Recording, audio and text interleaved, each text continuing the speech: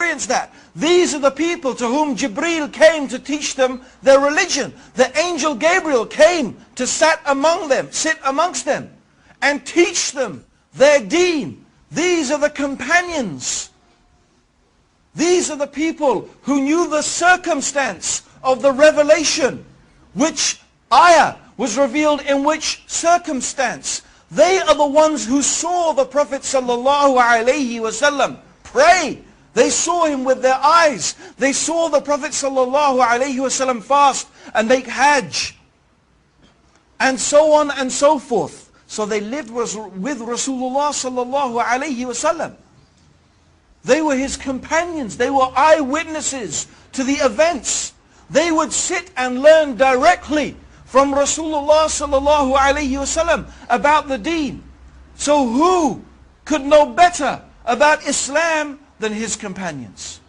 It is absolutely logical that the people who would know best about this religion are the people who studied from the messenger to whom this religion was revealed. This is from aql. This is from logic.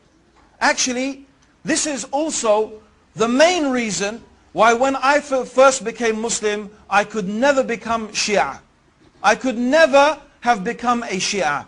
Because when I first became Muslim, in fact, at the time, the Iranian Revolution was very strong. And outside the mosque where I now work, which is the main mosque in London, the Regent's Park Mosque, the Central Mosque, every week you used to have the Shia handing out a newspaper, Al-Khayran it was called. And we used to read it avidly. And we used to follow this slogan, no East, no West, Islam is the best, and all that type of stuff. Okay? And you know, Khomeini for many people was a big hero because it seemed as if he had shown to the world that once again we could implement Islam and have an Islamic state as we thought. But so I began to study Shiism and what it was teaching and what it was saying. And the big conflict I came was the attitude of the Shia towards the Sahaba. Now many of you may know, and some of you may not, that the Shia, first of all, they are a very small minority amongst the Muslims. They are only 15%. 85% of Muslims are Sunnis. Walhamdulillah. The Shia only constitute about 15%. So they are a small minority.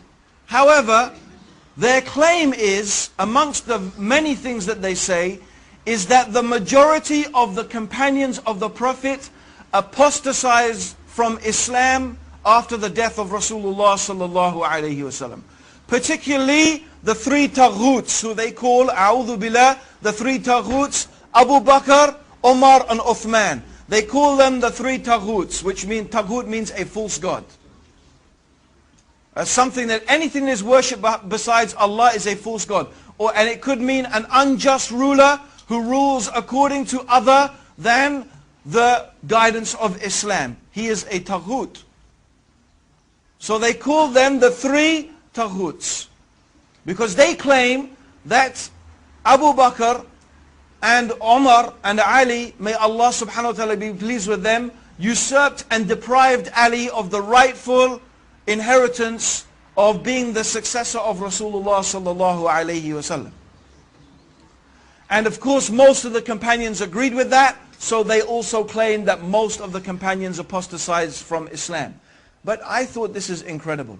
How is it that Allah chose to be the companions of the messenger, a group of people who after his death apostatized from his religion?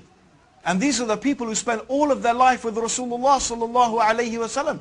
These are the people who are ready to give and often did give their lives in the service of Islam to protect the Prophet sallallahu alayhi wasallam and to protect the religion that the Prophet preached. How they sacrificed their money and their time and everything for the cause of Allah and His religion.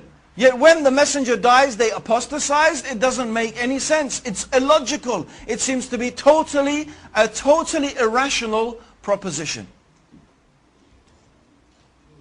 Rather, we believe that the companions are the best of all the human beings after the prophets. And the best of the human beings after the prophets is Abu Bakr. And the best after him is Umar. And the best after him, although there's some disagreement, is it Ali or Uthman, or are they the same? But it will seem that the stronger evidence shows us that it is Uthman ibn Affan and then Ali. These are the best. And then after that, we don't make a distinction amongst the companions. But generally also the companions themselves are the best of the human beings after the messengers. This is the status of the Sahaba with us.